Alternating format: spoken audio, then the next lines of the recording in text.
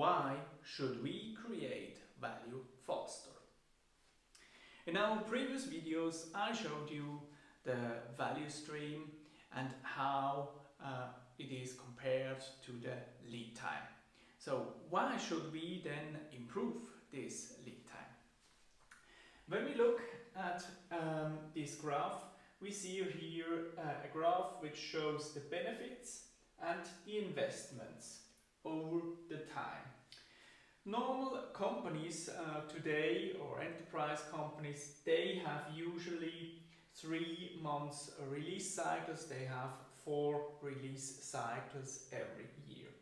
This means that they are going to develop through these 3 months, so they are going to invest money into a software system.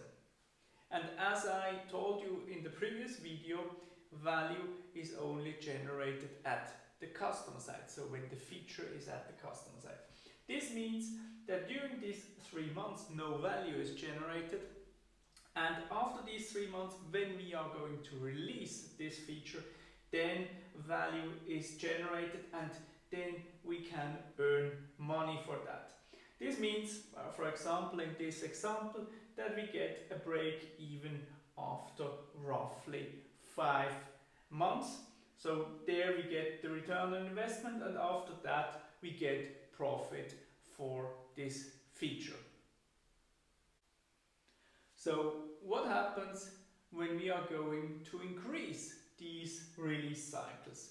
We see that here now in green, when we increase these release cycles, so when we are generating value faster for our customers, we get also a smaller investment and a faster break-even point, and we have a faster benefit for our customers and also for us.